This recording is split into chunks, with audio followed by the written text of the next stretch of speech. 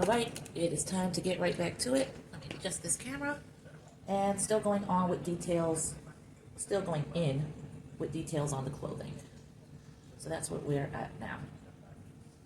I don't think I'm feeling very talkative. That could change. So for right now, let's just get to it.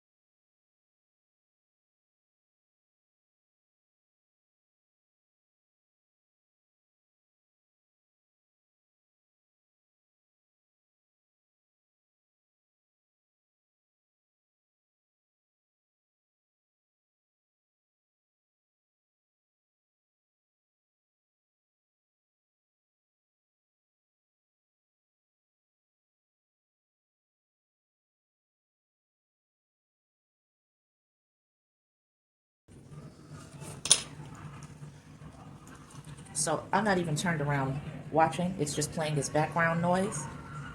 I can tell from what I'm hearing behind me that Eddie should have left this latest Beverly Hills Cop in the vault. Yeah, I definitely feel like his energy should have been put into something else.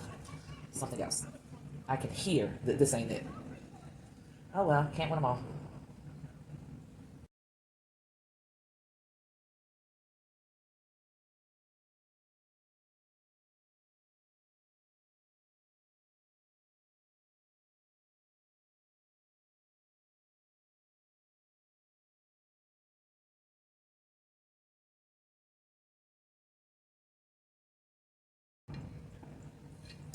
And now, another thing has to happen.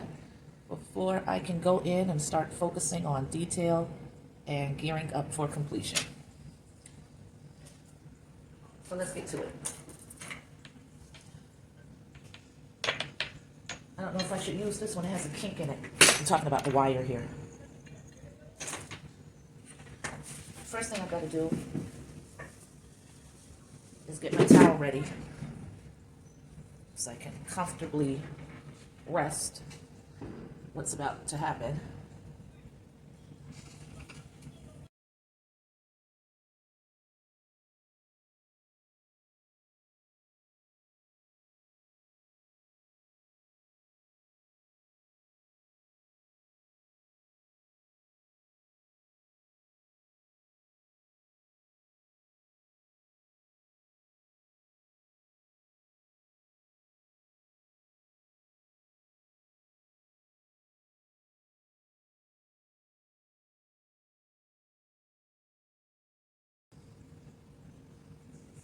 I am the queen of the unclean cuts.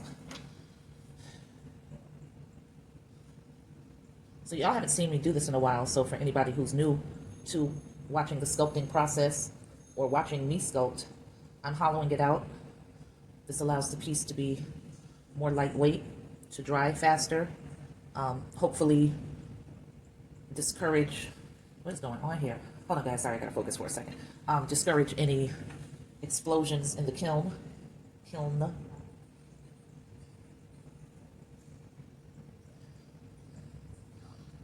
know. This weird funky thing.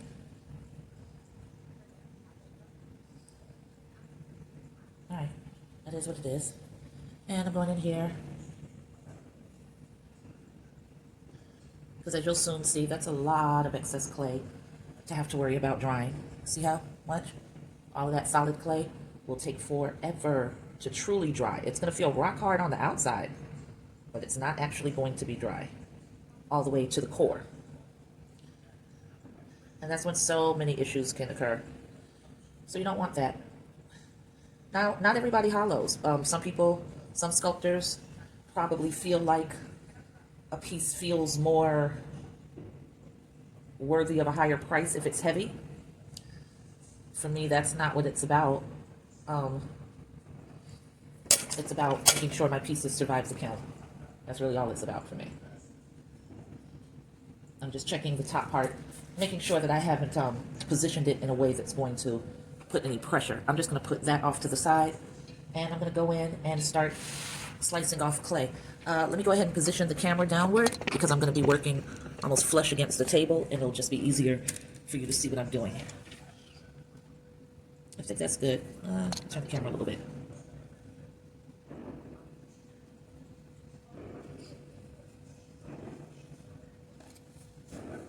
Now these pieces, I'm brushing off to the side, but I'm going to really wet those down.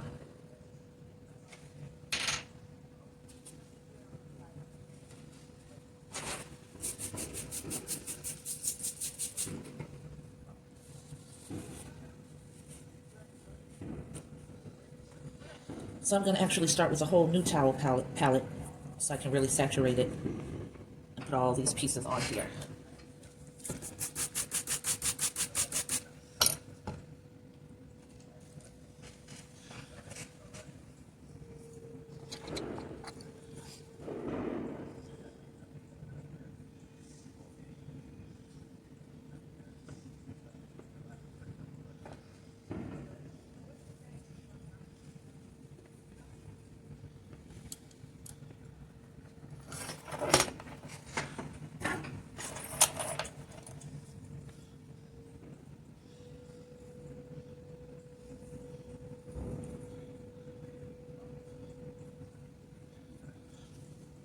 Now once you're done hollowing, you can compress the walls.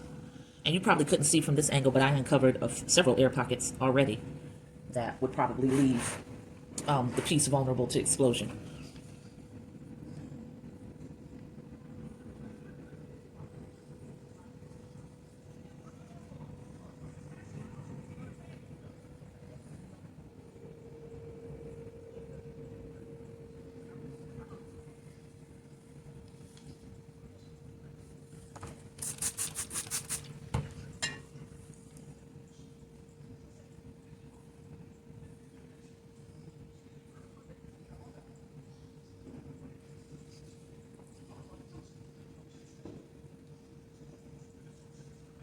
Can you see that slice right there? Right here. Hold on.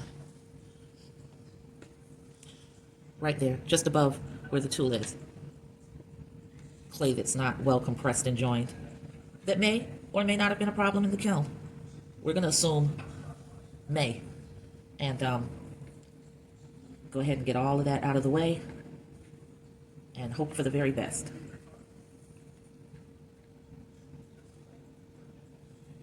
And when you're hollowing, just make sure you're paying attention to the structure of your piece, that you're following the direction of a curve. And once you start getting close to your guidelines that you've etched out, just go in occasionally and feel and make sure that you're not hollowing out too thin, and everything will be fine. And you've got to test that periodically. Just from time to time, stop. And use your fingers to gauge like I just did.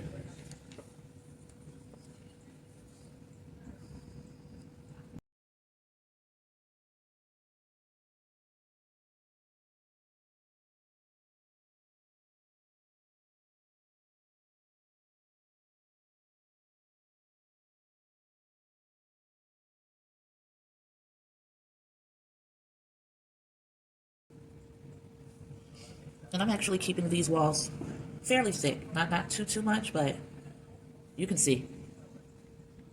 And they usually say like a pinky width, the nail of your pinky. So as you can see, it's a little bit wider than that.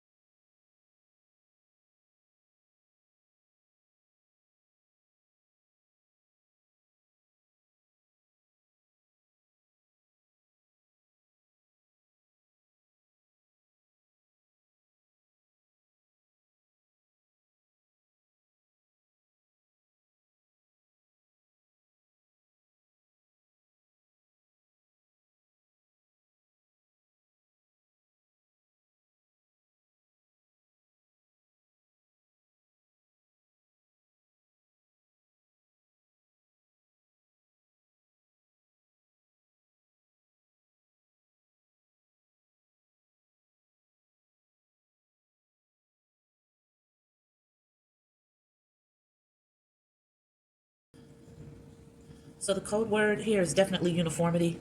You know, you don't want to have thin areas and thick areas, because when the clay starts to shrink, it just pulls away from itself at uneven rates. And that's what causes cracks, a lot of cracks.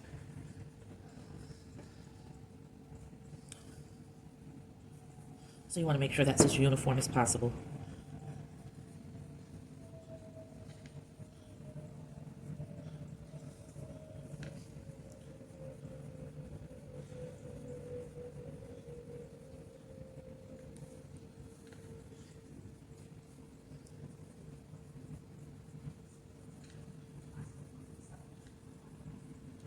And you do that by just constantly going in and checking with your fingers. This part is thinner, so I'm trying to gouge out a little bit more of the stick area towards her bottom.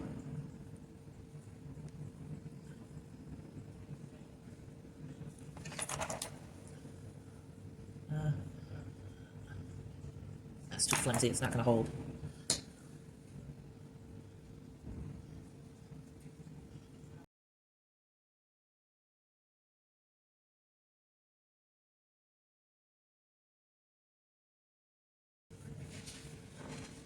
I should have checked my slip before I started this process, just to make sure that it's ready.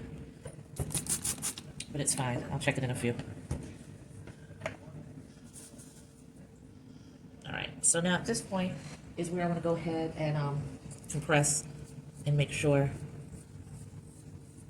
that I'm joining the clay and compacting it against itself, hopefully pressing out any air bubbles that I didn't go deep enough to reveal, or that I accidentally created as I scraped, as I hollowed. the better word.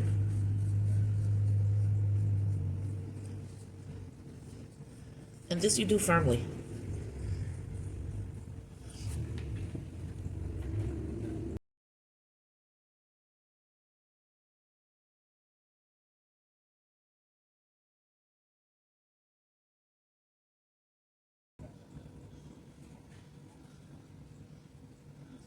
I'm getting ready to mess my son up.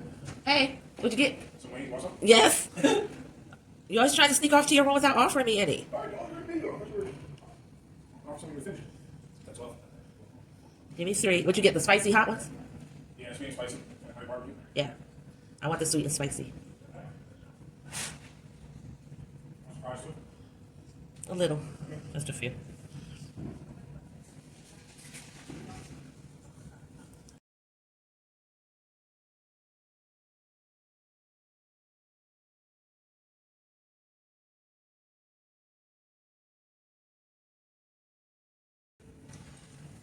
No. All right, so that is one piece hollowed out. I can't see the time because of the ankle. Okay, so we're clocking out at 54 minutes. I'm going to eat a little of my son's grub. He just brought some chicken wings in, and I want some. That can sit up there.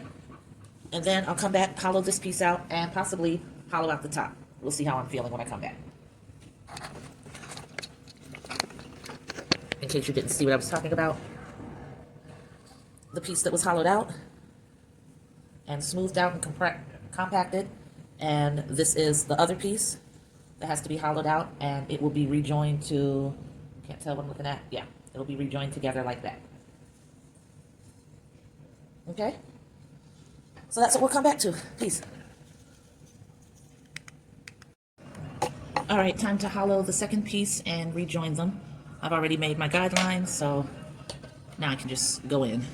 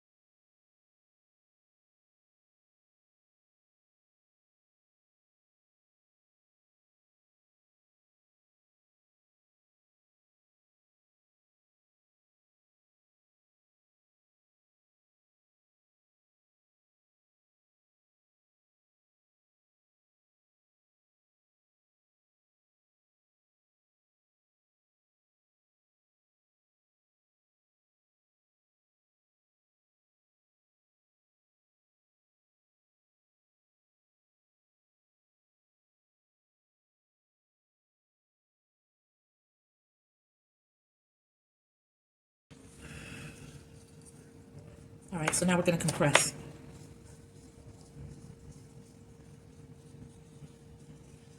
And I try to let the piece rest in the palm of my hand if the structure allows for it, and in this case it does. There are not too many areas that are jutting out. This one is, but I'm holding just below it while I do this.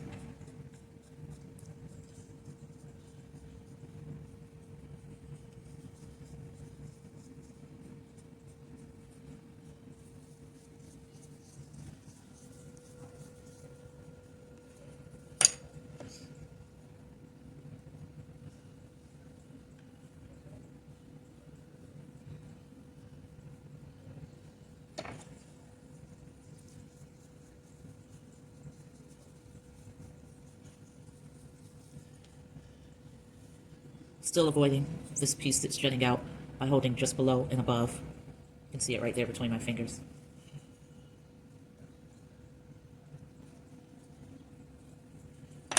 So I'm going to use the ball tool.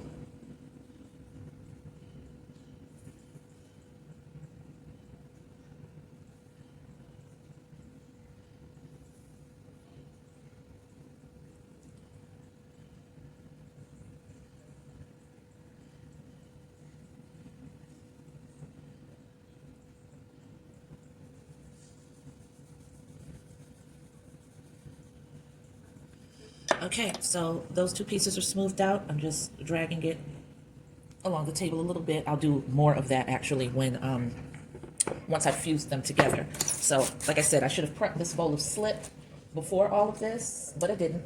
So we're gonna go ahead and do it now. And prepping it is just mixing it because it's hardened a little bit because air has gotten to it. So I'm just scraping off the sides.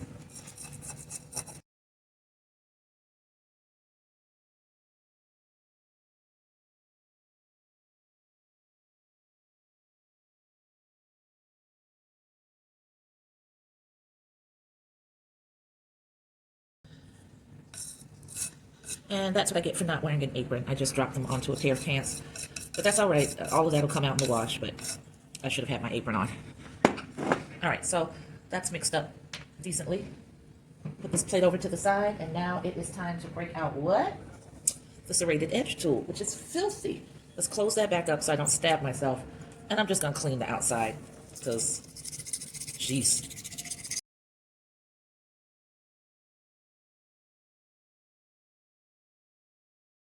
Digging deep.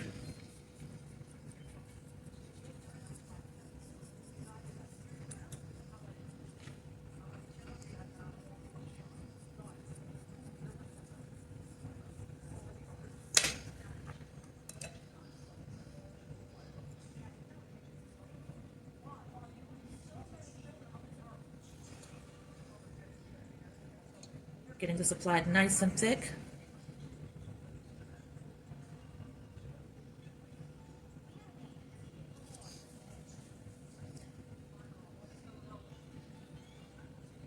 Especially on this weird little curve right there that I created because I cut so goofy.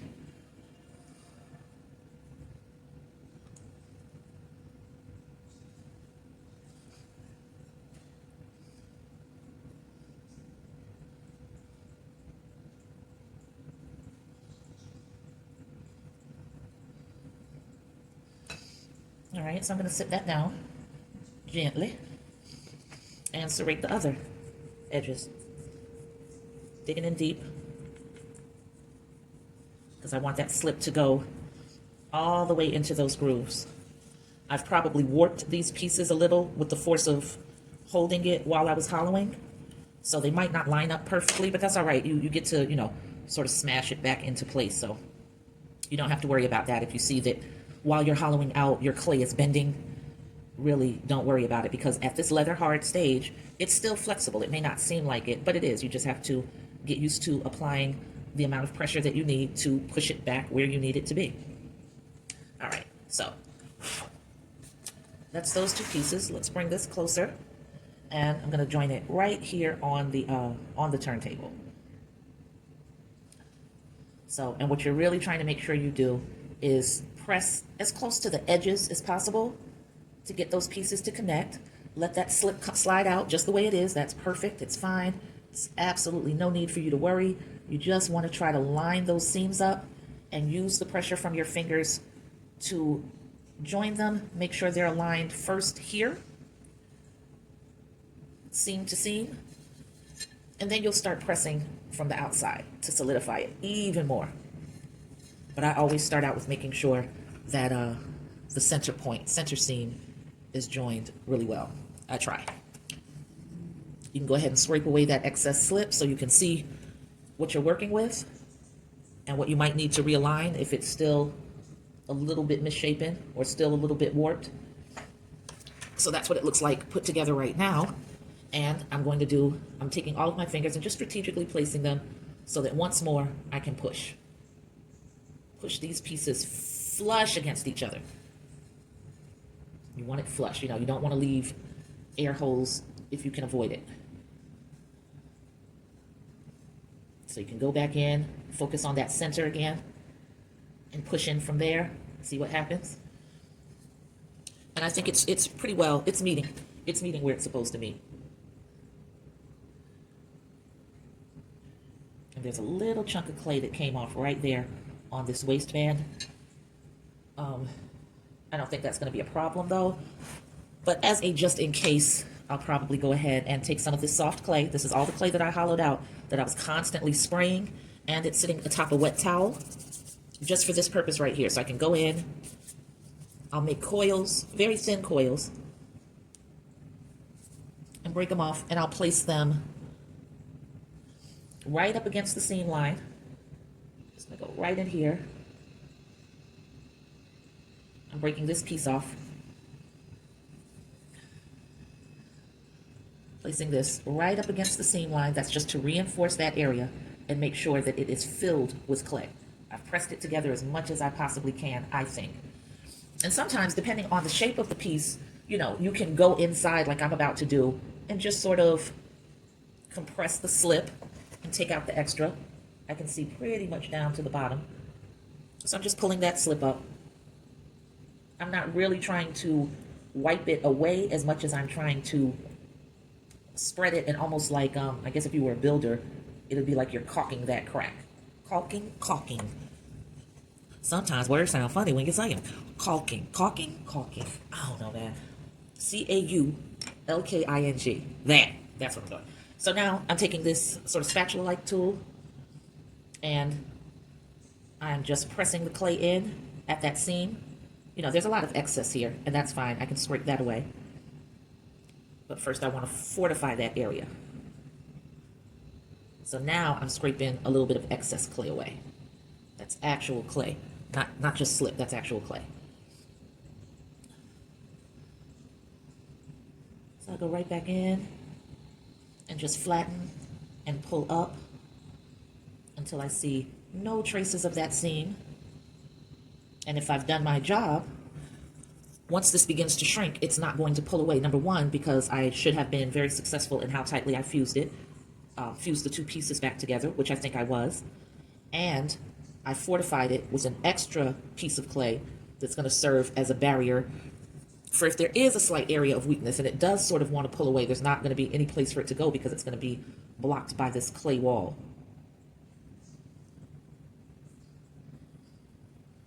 And you don't have to worry about perfection at this point. Not perfection, I'm talking about as far as how much you might be messing up surrounding areas, because it's still leather hard. It's still a lot of work to be done to finesse this and make it nice and smooth. But all of that will be fixed a little later. You just want to make sure that your connections are tight. So once again, I'm pressing because I want this clay to go into that seam. And you know, the seam is hairline. So by the time you've spread slip over it, sometimes you're not exactly sure where the seam is, if it's a little off to the left or a little off to the right of where you're working. But if you press all of that in and against, you know, I know that for the most part, if it's hairline, let's use this as an example, that's the width of the crack right there. And I've covered it with clay out to here and clay out to here. I'm good for that part. So that's all you're doing.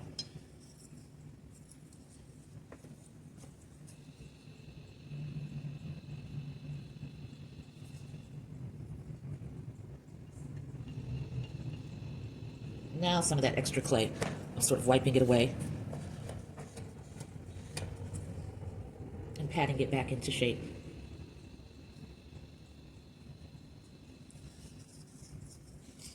Now what I'm going to do is take this off for just a second, and that's just because I want to press it down and scrub it against this table. I want to make sure that I restore the flatness of the bottom, because when it shrinks all over. So if you've got huge gaps in between the surface and the sculpture, they can end up becoming bigger gaps as it shrinks. So you just take your time and press it down, get it back flush against the surface, and you know, you use a tool to go in and just sort of tighten that up.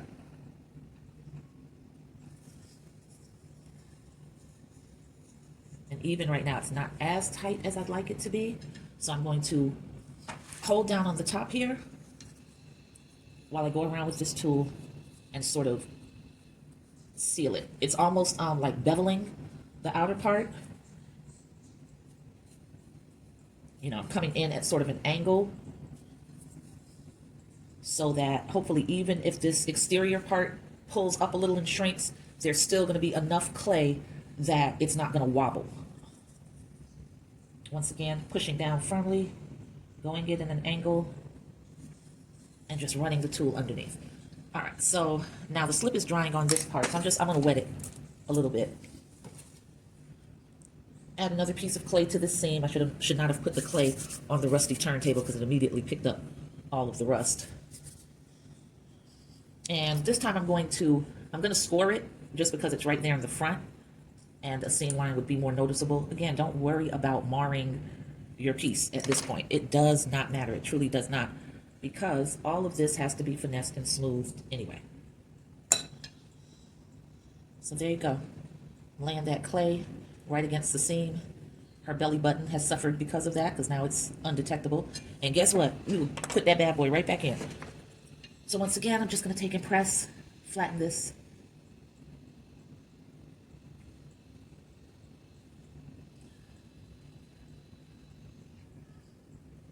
I'm pressing from both angles. No, not both angles, both sides.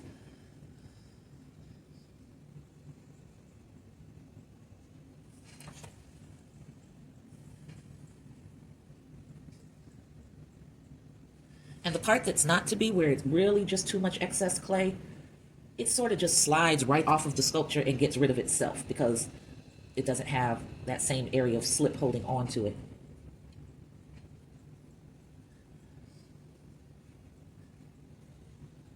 I'm just working it against. I'm not even really pulling up because I'm not trying to slide clay off. I just want to compact it. I'm sliding clay off on the sides more so, and I'm gently, gently smoothing out in the area where I know my seam should be.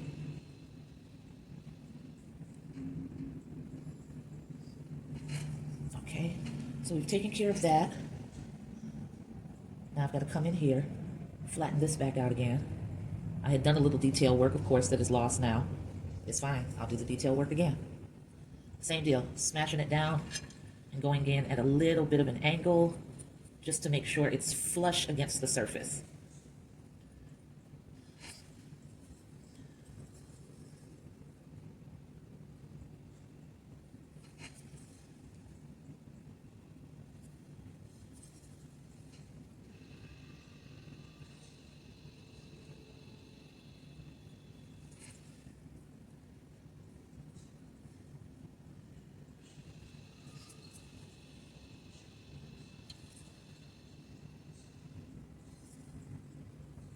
I'm not going to worry about putting that belly button on right now because I need to make sure I know how this top part joins.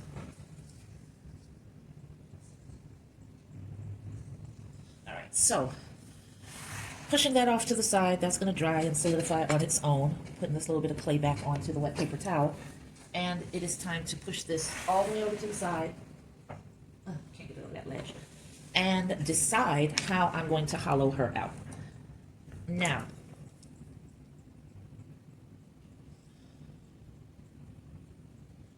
there, cutting a little piece off that doesn't need to be there.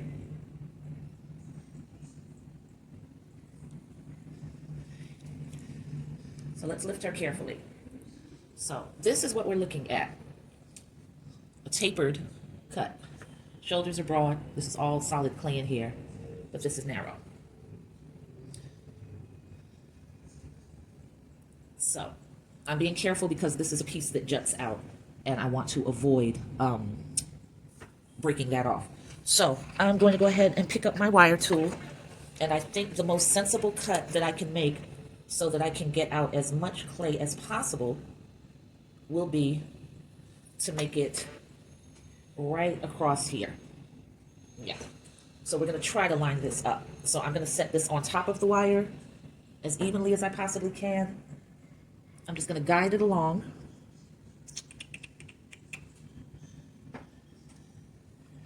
And I got to let it rest forward. And I'm just going to pull.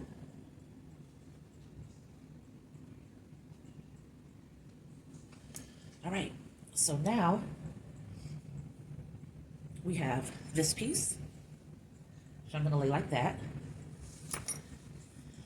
And we have this piece with the two little parts that jut out that I'm trying to avoid.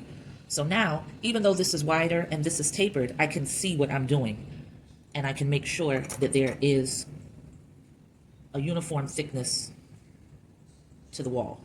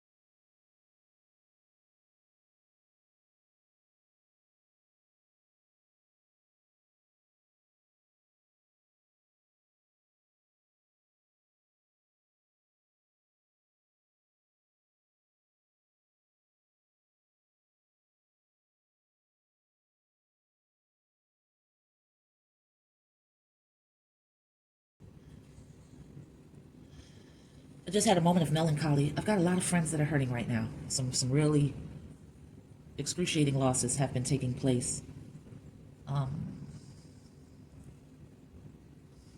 One friend lost his son, one of his babies. Another friend lost her mom, who she was very, very close to. Another friend of mine lost his mom, who he was extremely close to and a caretaker for. And a young man who I once called friend, but that has since changed.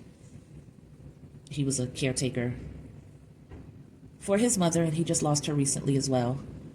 And I know that a mutual former friend is, not former friend, I'm sorry, a mutual friend of the former friend. I know she's wounded behind that as well. So, I don't know. All of them sort of just popped into my head at one time, I guess because they're all suffering so greatly within like a week of each other. And it's hard. It's really hard.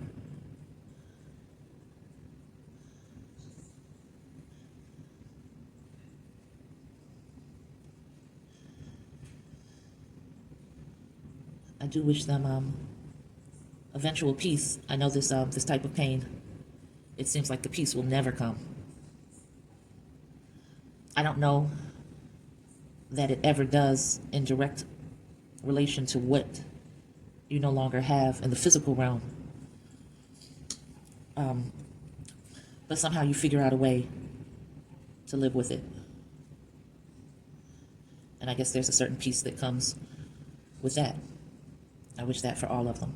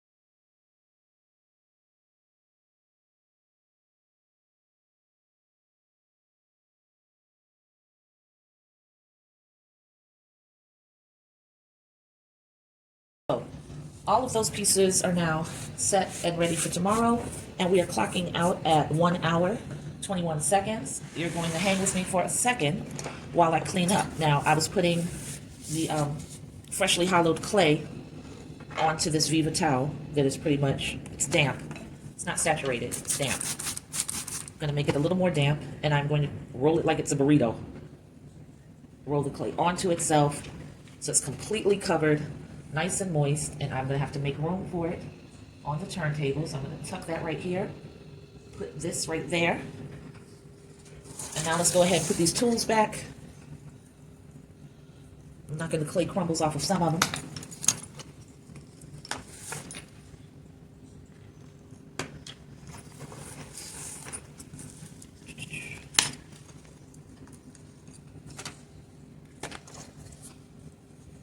Close this bad boy up, because it's lethal when you stick yourself with it. You pretty much only have to do that one time before you're forever aware. That's not as clean as it could be, but I sort of don't care right now. Just want to get this done. All right, so we will go ahead and move the caddy out of the way. Take the wire up, put it off to the side. Restore the plate back to the slip. We don't have to do a 360 because she is in 1, 2, 3 parts right now. So That is done. She is done until tomorrow. And tomorrow's going to be an exciting day because once she's joined, I can start going in with that detail. So I don't know what time I'm going to wake up. I don't even try to call it because I am a late sleeper. Love to be in bed till about 12, 1 o'clock. And then every once in a while, I do my old lady thing and jump up at 6 o'clock in the morning for no effing reason at all. So we'll see what happens tomorrow. But whatever time I get up, I'm going to have a nice, clean, welcoming environment and I'll be ready to start. So cleaning off the table, I like for you guys to hang with me through this because it keeps me accountable. I only have 2 settings, guys. I am only ever doing things completely the right way, or I am total don't seem to give an F mode. So once I tell you guys that I'm going to clean off my table every night and make sure that I have a welcoming work environment, I do not like to be made a liar. So once I tell you that, I'm going to do it just to keep up appearances so you don't get to talk about me. I am like that. And it's a weird way to be, but that is definitely how I am. And it helps me. Sometimes you need an accountability partner. Hell, if you got it for exercise, you can have it for cleanup, you can have it for motivation, you can have it for staying on your creative track. So you guys are my accountability partners. And it helps. It helps a lot because I cleaned this table off because you guys are right there. And I might have to answer to somebody saying, well, I thought you said you were gonna, but then you didn't, so now I don't. And no, I'm not gonna be responsible for your failures because you patterned yourself after my example. Let me try to set a halfway decent example for you. So the table's cleaned off, the towel is laid out to be repurposed. This is all going to get covered pretty tightly so that it can maintain the moisture that it has. All right, and as always, I thank you so much for your support. Nobody has sent me their email address for the Facebook Live sale. Honestly, I don't know how to take that. I don't know if that means, Terry, you flapping your gums and nobody wants to buy what you're creating, or people are afraid to give out their email address because y'all don't know me like they know me on Facebook. Facebook, I have very established relationships. The majority of my followers on there are people that I've known for decades, so they know I'm legit. You might not, I get it, but there's nothing I can really do about that. But I will tell you that the website price and the Facebook Live sale price, totally different, and I'd hate for you to have to miss out when all you have to do is send me your email address. And I promise you, I will not bombard you. That's not even my steez, okay? I will hit you up in like end of September to let you know, hey, the Facebook sale is like 2 weeks away, and then I'll probably hit you up the day before the sale and the day of. That's it. And you don't have to hear from me again unless you hit me, because I've got a website, Art, A-R-T, by B-Y, Terry, T-E-R-R-I, where you can always holler at me. All right, so thank you. Send those email addresses if you want to get down on special pricing for my creations. All right, I love y'all. Peace.